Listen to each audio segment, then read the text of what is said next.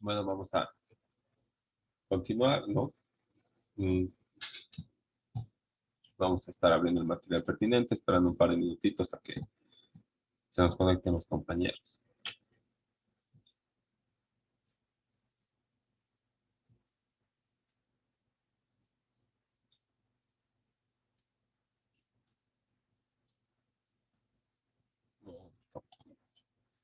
Eh,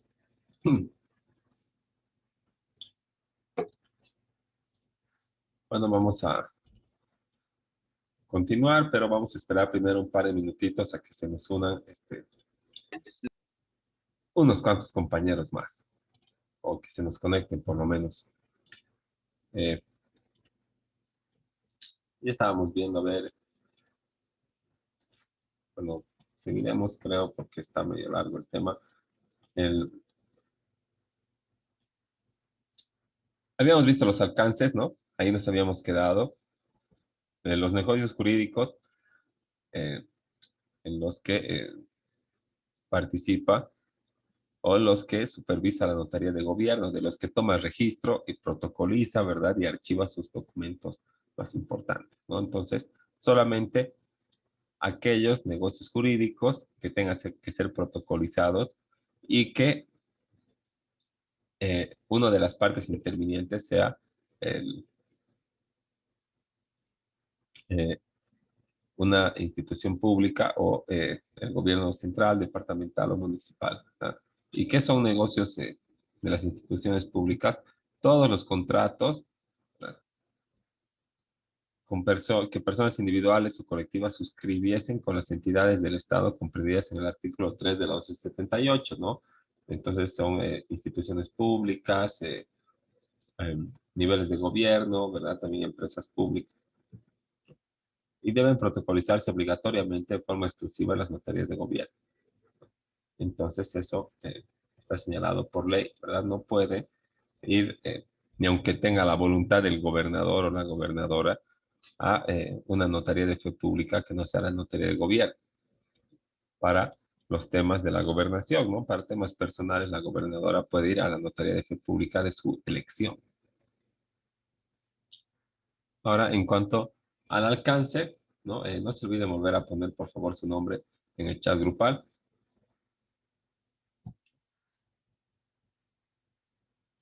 Eh, es redundante, ¿verdad?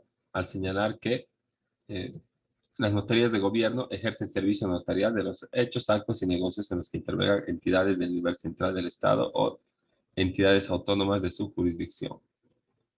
¿De la jurisdicción de quién? De la notaría, ¿verdad? La notaría tiene una jurisdicción también territorial departamental en mérito a que pertenece al gobierno autónomo departamental, en este caso de Cochabamba, ¿no? También habíamos visto al final que los aranceles de las notarías de gobierno van a ser establecidos por la Asamblea Legislativa Departamental y no se van a tener al arancel establecido por la DIRNOPLU, ¿no? Entonces puede ser mayor, menor o igual. Y eso medio que le quita pues seguridad jurídica al ciudadano, porque si vas a pagar por un poder una escritura pública, eh, 200 pesos, por ejemplo, en la notaría de fe pública, y te van a querer cobrar más en la notaría de gobierno por el mismo documento y la misma calidad, solamente que interviene otra persona, ¿no? Entonces, ¿dónde está la igualdad y la certeza, ¿verdad? Eh, de las normas, ya medio que se deja de lado para poder procurar ingresos públicos, pues, ¿no? Para, en este caso, para el gobierno departamental, porque eh, como somos autónomos, ¿verdad? Todo gobierno autónomo departamental y municipal tiene que procurar ingresos para mantener su administración. ¿Y de dónde vienen los ingresos? De los impuestos, ¿verdad? Pero los impuestos están en control del Estado central y los municipios administran, como ya habíamos visto en el anterior semestre, ¿verdad? Los impuestos a la propiedad y a la venta de bienes inmuebles y inmuebles sujetos a registro. Y las gobernaciones administran las transmisiones a título gratuito, ¿verdad? Entonces cobran sobre las herencias, las donaciones, por los legados, ¿no? Y entonces también tienen que cobrar también se pagan tasas, cuotas por los servicios públicos, ¿verdad? O valorados, timbres, y asimismo también el arancel de la notaría de gobierno. Entonces, esto junto a otros recursos de índole no convencional, ¿verdad? Se traducen en ingresos públicos para poder satisfacer las necesidades de la población, ¿no? Y entonces, es medio justificado, pues, que existan, que nos cobren, ¿no? Aunque uno diría, pues, si es un servicio público debería ser más barato, ¿no? Pero no es así.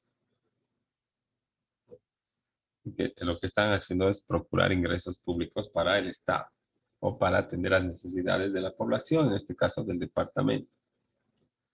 En cuanto a la responsabilidad disciplinaria, están sometidos al régimen del funcionario público y no al régimen disciplinario que establece la DIRNOPLU o la ley 483, la ley del notariado plurinacional. Ahora, todo funcionario público, ¿no?, puede, por sus actos, ¿verdad?, incurrir en faltas disciplinarias o contravenciones, o puede incurrir en faltas que sean delitos, ¿no? Entonces, estas faltas, ¿no?, una vez cursado el proceso administrativo, disciplinario, o en su caso civil o penal, ¿no?, van a, bueno, estos procesos van a determinar la clase de responsabilidad y la pena hasta el nivel administrativo, ¿verdad? Luego, cuando el, el ente disciplinario de la DIRNOPLU o si establecido en la ley 483, ¿verdad?, compruebe la comisión de delitos o que ya es responsable civilmente frente al usuario, el notario de fe pública, lo único que tiene que hacer es derivar antecedentes. Entonces, esta, estos cuatro tipos de responsabilidades están vigentes, ¿no?, para aquellos funcionarios públicos que cometan delitos, ¿verdad? En el caso de la responsabilidad penal, ¿verdad?, cuando se incurren actividades tipificadas como delito. En este caso de la notaría, podrían fácilmente incurrir en falsedad material o ideológica. Luego está la responsabilidad civil, ¿verdad?, que es una obligación patrimonial por perjuicios causados. Entonces, en ese caso, la responsabilidad civil se traduciría en que eh, el notario tiene que cancelar un monto a favor de uno de los usuarios, de algún interviniente de las escrituras públicas. ¿Y cómo se establece responsabilidad civil?, ¿no? Entonces, cuando, como un ejemplo, ¿verdad?, cuando mediante el otorgamiento eh, realizo todas las gestiones, ¿verdad?, voy a derechos reales, ¿no?, y no me he dado cuenta que en vez de ponerle 35,000 o dólares de mi transferencia, el notario le había aumentado un cerito, ¿no?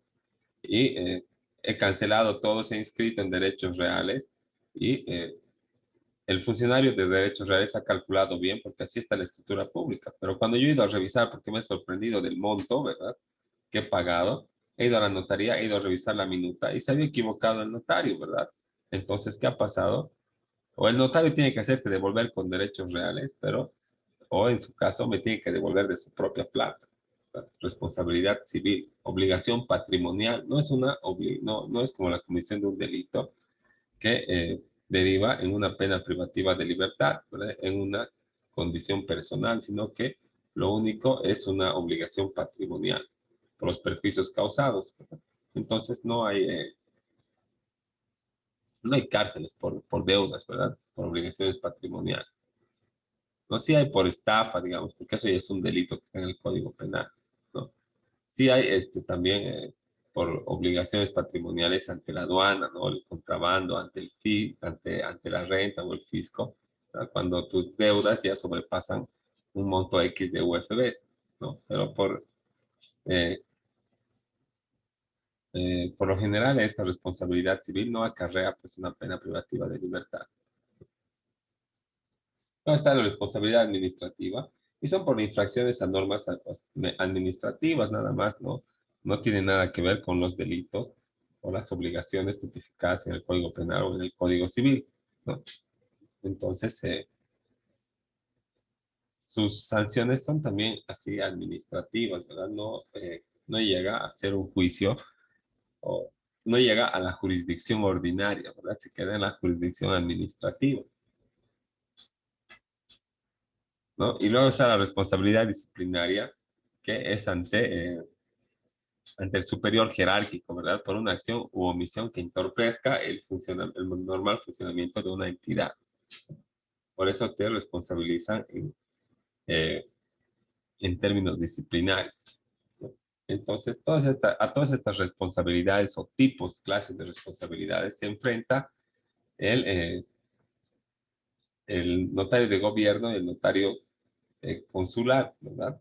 Pero también se enfrenta a este tipo de responsabilidad el notario de fe pública. Solamente que cuando estamos hablando de la parte disciplinaria y administrativa, no se enfrenta ante la misma entidad, ¿verdad? Porque en los notarios de fe pública se encuentran adscritos a la Virno Plus bajo todas sus prerrogativas, ¿no? Mientras, como ya hemos visto, los notarios de gobierno y los notarios que ejercen en el ámbito consular y de las embajadas no pertenecen a la estructura, no se atienen disciplinariamente ni administrativamente a, a ese ente, ¿verdad? Matriz, que es la Dirección del Notariado Plurinacional.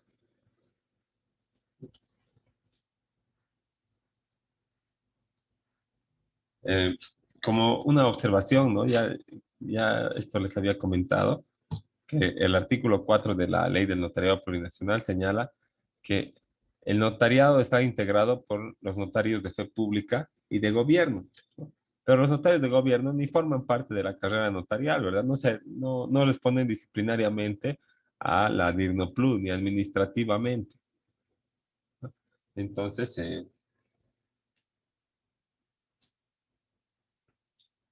el, eh, el artículo 4, ¿verdad? Medio que no debería contener, pues eso no debería eh, si no, no debería contener bajo la misma estructura al, a las notarías de fe pública y a las notarías de gobierno, ¿verdad? Porque tienen diferencias muy grandes. Lo único que los dos emiten documentos notariales, ¿no? Pero después todo es diferencias, ¿verdad? Ahora, en su designación, los notarios de gobierno no se someten a los mismos criterios que establece la 483 para los notarios de fe pública, ¿no? Obviamente porque eh, se atienen a lo que les señale el ejecutivo departamental.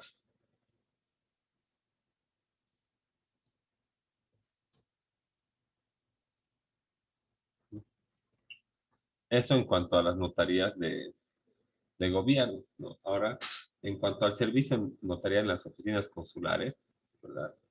Se ejerce mediante el cónsul, ¿no? En el consulado, ¿no? Y por eso la distinción entre consulado y cónsul, ¿verdad? Consulado es la representación de la administración pública en un país, de un país en otro distinto, que colabora con sus propios nacionales en las siguientes funciones, ¿verdad? Establece y renueva documentos oficiales y emite partidas de nacimiento. Entonces, el consulado es la oficina, ¿verdad? Es la institución, es la representación de la administración en otro país. ¿Qué hace? Establece y renueva documentos. Eso quiere decir, tiene funciones notariales y luego emite partidas de nacimiento, de función y matrimonio. Eso quiere decir que tiene funciones de registro civil o registro cívico, ¿no? El, o de oficial de registro civil y de notario de fe pública, ¿no? Y también tiene sus propias funciones de relaciones exteriores. Ese es el consulado, ¿verdad? La institución. Ahora el cónsul es la persona que es, ejerce la función consular en el extranjero, en ese pedazo de tierra que se considera suelo nacional. Ahora, como ya también les había comentado, no todas los otorgamientos pueden ser realizados en las oficinas consulares, sino solamente aquellos que la ley expresamente establece, ¿no? Como dice el artículo 4 de la ley 483, señala que las oficinas consulares dependientes del Ministerio de Relaciones Exteriores ejercerán el servicio notarial conforme a lo previsto en la presente ley y su normativa específica.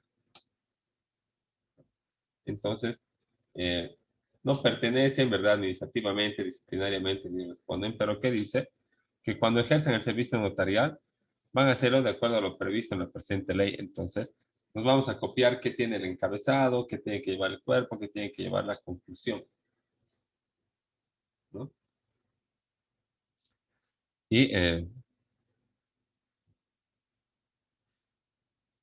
en el...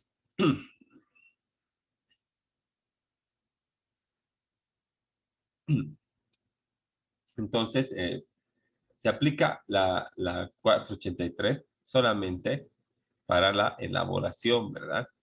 Porque ya hemos visto que tiene que disciplinariamente no se aplica, administrativamente no se aplica, ¿verdad?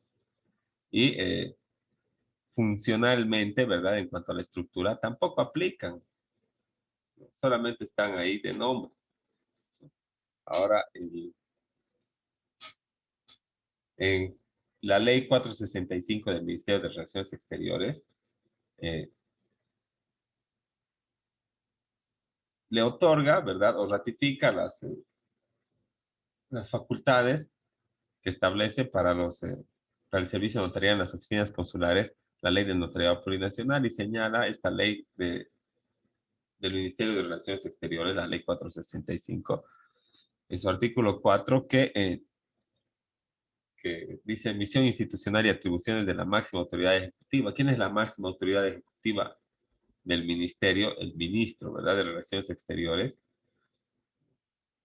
¿Qué va a hacer? Tiene varias atribuciones, pero la número 23 dice otorgar fe a los documentos en calidad de notarios de fe pública u oficiales de registro civil, ¿no? Entonces, eh, la ley propia, ¿verdad?, de su institución, o la normativa propia de la institución le otorga esta, esta función o esta atribución al cónsul o al embajador, ¿no? Y una vez más, el embajador o el cónsul no tiene pues que ser abogado. Y si no es abogado, ¿cómo va a realizar estos documentos? ¿Cómo va a emitir un poder? Cómo va a redactar un acta, una escritura pública? Casi siempre se esperan errores, ¿verdad? Más que nada de los poderes del extranjero que pecan de insuficientes, ¿verdad? Porque puede ser de que eh, han surgido nuevos trámites, ¿verdad? De que no es abogado, no conoce de la materia jurídica, administrativa, ¿no? Entonces, no conoce de los trámites en general, no ha tenido esa experiencia de 6 años de ejercer la abogacía, ¿no? Entonces, se puede esperar, pues, deficiencias, ¿no? Por lo que algunas personas acá en territorio nacional hacen que sus abogados realicen las instructivas y lo mandan a Estados Unidos, a España, algo. Y lo único que hacen los embajadores, los cónsules, es copiar, pegar y aumentar el encabezado y la conclusión. Porque mandar un poder desde el extranjero y que no sea efectivo es una pérdida total de tiempo y de dinero.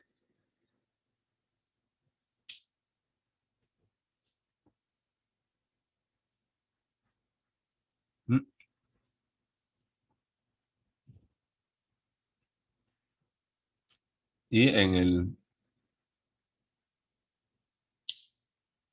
ya habíamos visto, ¿no? Que la ley le otorga las facultades de ser oficial de registro civil y notario de fe pública, ¿no? Y en cuanto al registro civil, lo que tiene que hacer es registrar, ¿verdad?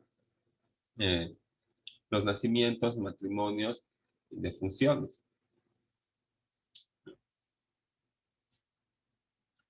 Entonces,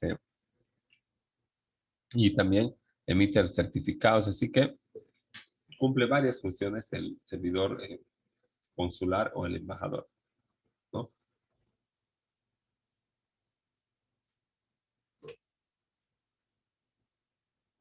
Sobre la función esta del notarial en las oficinas consulares, el artículo 16 del Decreto Supremo Reglamentario 2189 señala que en las oficinas consulares se ejercerá el servicio notarial a través de sus servidores y servidoras públicos especializados.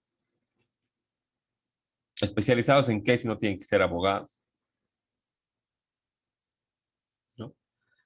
Conforme a la Ley 465 del 2013 del Servidor de Relaciones Exteriores del Estado Plurinacional de Bolivia, normativa especializada para el Servicio Exterior Boliviano, y lo previsto en la Ley 483 y el presente Decreto Supremo. Entonces,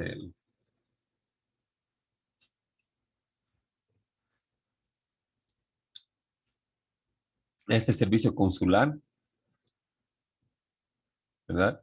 Como pueden ver, se ejerce, ¿no? A través de servidores públicos, pero que pertenecen al Ministerio de Relaciones Exteriores, ¿no? Y que están bajo la orden de la normativa conexa a esa institución, que es la Ley 465, antes que la 483, ¿verdad? Tienen que eh, atenerse a esta norma, ¿verdad? Entonces, ¿por qué no tienen una normativa especial? ¿Por qué siguen estando en la Ley 483 si no tienen nada que ver con la institución a la que dicen que pertenecen? Ahora, en cuanto al alcance de este servicio consular, de términos notariales, ¿no? Eh, señala que los instrumentos notariales autorizados tienen los mismos efectos jurídicos que los otorgados por notarios de fe pública, ¿no? Eso es importante porque nos señala que no existe diferencia entre un documento emitido por un notario acá en el territorio nacional y, perdón, un documento eh, emitido en la oficina consular, ¿no? Tiene el mismo valor probatorio, tiene la misma calidad de documento público, ¿no?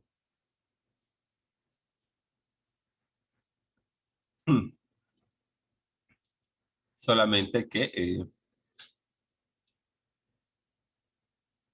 el servicio notarial consular, ¿verdad? Lo ejerce una persona que puede que no sea abogada.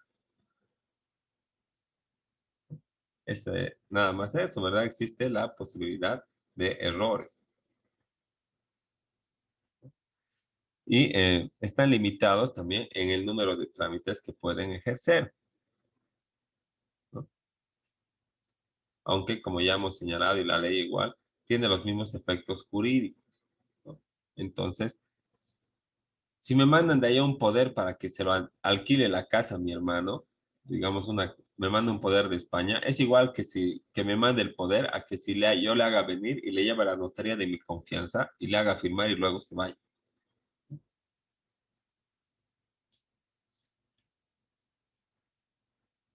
Y como señala acá, ¿no?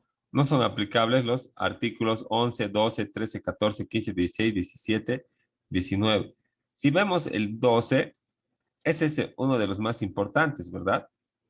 Porque establece los requisitos para ser notario. Entonces, no hay que cumplir los requisitos. En otras palabras, está diciendo que, que para hacer ejercer las funciones notariales en el consulado, no hay que cumplir con los requisitos para ser notario de fe pública, ¿no? No hay que tener formación profesional de abogado, no hay que tener título complementario en derecho notarial. Entonces, nos enfrentamos a un desconocimiento, pues, ¿verdad? Por parte del funcionario. Luego no aplica el 13, el 14, el 15, ¿no? Porque todo esto va a tomarse en cuenta en la ley en la ley 456, si no me equivoco, de 465, ¿verdad? Del servidor de relaciones exteriores, ¿no? Luego están el 17, el 18, que tampoco aplica porque son el 17, que son los derechos de los notarios de fe pública, ¿verdad? El 18 se aplica, el 19 en el inciso F y G no. ¿Verdad? ¿Cuáles son las atribuciones? F, actuar en la vía voluntaria notarial. Entonces, ese es una limitante, ¿verdad? ¿No? Que le pone la ley, ¿verdad? Primero le dice, vas a hacer las funciones notariales en tu embajada, ¿no? Vas a hacer todas menos esto. ¿Cuáles son los procesos voluntarios en la vía notarial? El divorcio, por ejemplo. Para divorciarte en la vía notarial vas a tener nomás que venir desde España, desde Estados Unidos o desde donde vivan con tu pareja o con la que quieres que sea tu expareja, ¿verdad? A hacer el divorcio notarial, porque si no vienen los dos y expresan su acuerdo, no se puede. Tendrías que realizarlo mediante un juicio, ¿no? Entonces, esa es una limitante para los notarios de fe, para los embajadores y cónsules que ejercen servicios notariales. Luego está también el inciso G, que es protestar los títulos valores, ¿no? A veces, no sé si saben lo que son títulos valores, ¿no? Pero son documentos mercantiles, ¿verdad? Que también sirven como el dinero, así como moneda de cambio, ¿verdad? Son como acciones de las empresas, ¿no? Son nominativos, tienen un valor, ¿no? Se pueden pasar por endoso, ¿no? Y todo eso, ¿no? Entonces, cuando tú tienes un título valor, por ejemplo, una letra de cambio, y dices que le debes unos $2,000 a un señor o una señora, y no pagas hasta el día que has dicho que ibas a pagar, ese título valor le sirve a la señora para iniciarte un juicio, pero no puede llevarlo ante el juez si antes no protesta. ¿Qué es la protesta? Tiene que ir al notario y decir no me han pagado. Entonces, una vez protestado el título valor, se va al juzgado, ¿no? Y el HIJKL tampoco aplica, ¿no? Actuar en remates, ¿no? Elaborar acta de apertura y cierre de protocolos notariales, entonces no tienen mucha técnica archivística, pues como los notarios de fe pública, ¿no? Luego, emitir copias y testimonios tampoco lo establece, ¿verdad? Y tampoco el capítulo 2 del título 3, ¿no? Y título 4, título 5, vamos a ver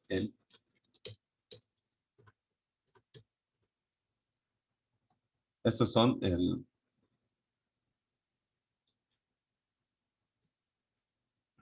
todo esto que establece, digamos,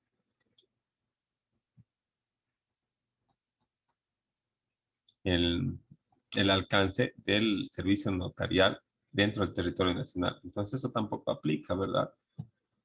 Y tampoco el título 6 ni el 5, son la vía voluntaria notarial, que ya habíamos visto, todos estos trámites que se han pasado de los jueces, y el régimen disciplinario. Entonces, no, no les juzga, ¿verdad? En la vía administrativa, la DIRNOPLU, por las faltas cometidas en las funciones notariales, sino que se atienen a lo que les señale la ley del servicio público extranjero, ¿no? Del Ministerio de Relaciones Exteriores, ¿no? Ahora, obviamente que la ley esta, la 465, ¿verdad? Ha tenido que ser reglamentada en su aplicación para poder ser para poder presentar más claridad ante el funcionario y también para los que vayan a reclamar sus servicios, ¿verdad?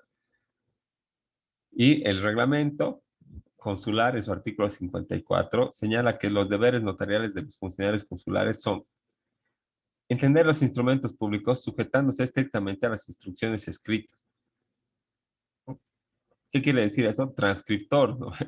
Transcriptor de documentos públicos. Agarra la minuta, le pone el encabezado, la conclusión y listo, ¿no? La instructiva de poder igual, ¿verdad? Hasta puedes llevar una acta, un modelo de lo que sea. ¿Mm? Entonces, luego, bueno, también pueden hacerlo sin instructiva o sin minuta, ¿verdad? Pero como no es un profesional del derecho, ¿qué te asegura que tenga todos los elementos tu poder, ¿no?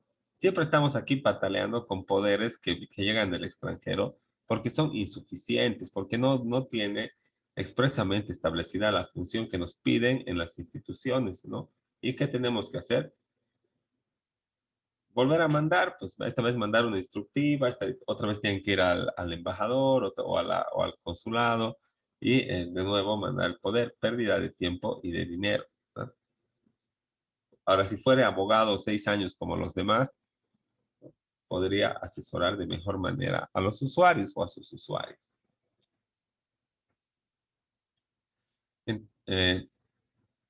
Después es otro deber dar fe de los actos para los que fueren requeridos en su calidad de notarios. Guardar en riguroso orden cronológico y mediante numeración correlativa a los instrumentos que ante ellos se otorguen. Pero no dice nada del protocolo, solo dice en orden riguroso cronológico. Puedes poner en un archivador Cóndor y en el orden cronológico, ¿no? Pero no señala nada, ¿verdad? Del empastado, del archivo protocolar, de los índices, ¿no? Es mucho más relajado en cuanto a los deberes notariales. Y otro está otorgar a las partes interesadas bajo su firme y sello los testimonios o certificados que pidan, ¿no? Y eso es lógico, ¿verdad? Porque no voy a ir a pedir un testimonio para que se quede pues en la notaría, para que no me entregue, ¿verdad? No voy a pagar por un poder para no recoger. Entonces, otro deber de estos funcionarios consulares o de embajada es otorgar los testimonios a los interesados, pero siempre con su firma y su sello.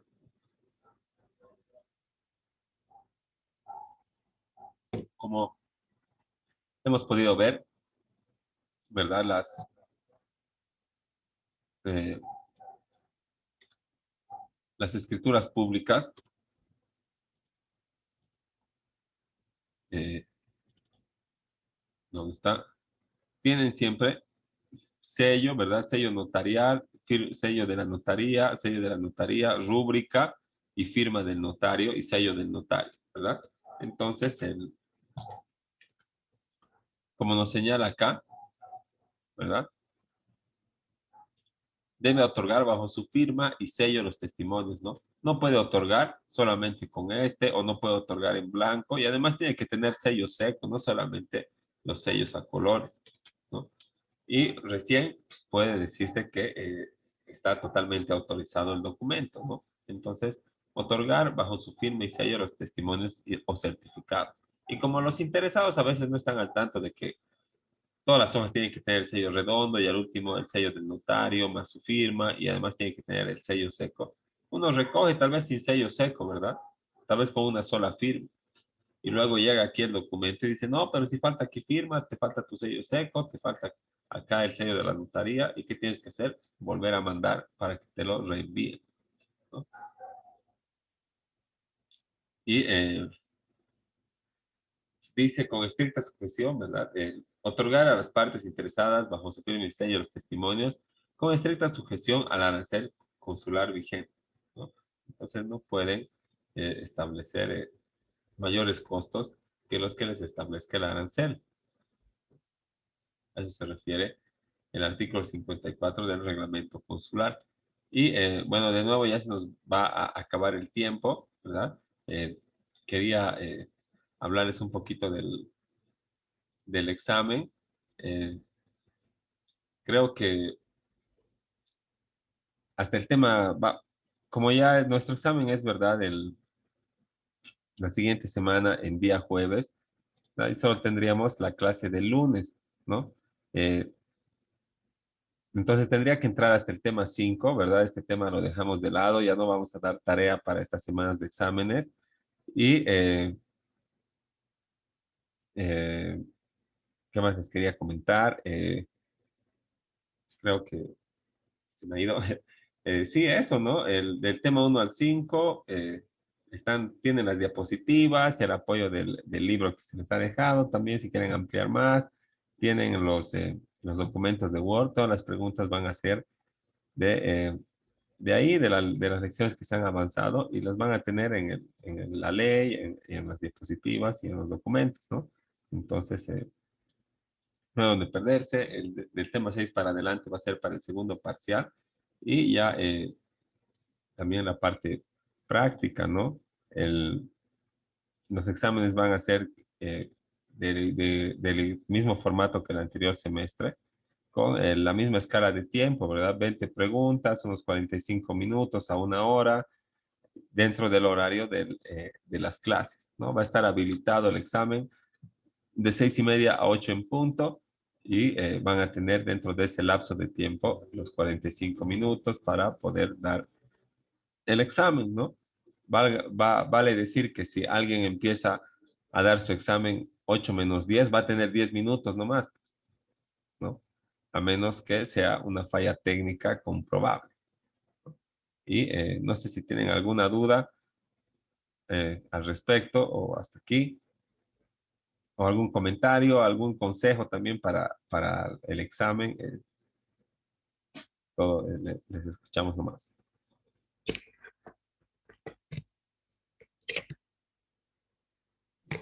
Doctor, el examen va a ser como fue el año pasado, así de complementación. Selección múltiple, sí, así, el, sí, así mismo va a ser el mismo formato. Entonces, Gracias. no hay nada nuevo ahí en cuanto a la forma del examen. Y, bueno, los temas lo tienen todos y no hay ninguna otra dificultad nueva, ¿no? No hay ningún otro tipo de pregunta ni nada más. Solamente hay que procurar entrar en punto para que en caso de que la plataforma se ponga un poco lenta o en su caso se sature y tengan que mandar una captura de pantalla y decir que se les habilite otro intento o un poco más de tiempo, ¿verdad? Entonces hay que estar atentos a todo eso. Si entran muy tarde a la clase, entonces también vamos a tener dificultades para poder arreglar y todo a tiempo, ¿no? Entonces, eso, ¿no? Y la próxima clase podemos eh, tomarnos un tiempo, como no nos falta casi nada ya de este tema, nos falta solamente unas 5 diapositivas o 6, podemos tomar el resto del tiempo para hacer una pequeña retroalimentación de las partes más importantes también, más o menos de cómo van a ir dirigidas las preguntas del examen. Sí, doctor, sería bueno. Y entonces eso vamos a hacer, en eso quedamos. Y terminamos aquí, nos vemos el día lunes para acabar con este tema. Ya no vamos a asignar tarea ni nada de este tema todavía, ¿verdad? Vamos a acabar esto, hacer la retroalimentación y listo para el examen del siguiente jueves. Muchas gracias, doctor. Está bien, doctor, gracias. Quedamos ahí. Doctor. Hasta luego y buenas noches. Hasta luego, doctor. Buenas noches. Hasta luego.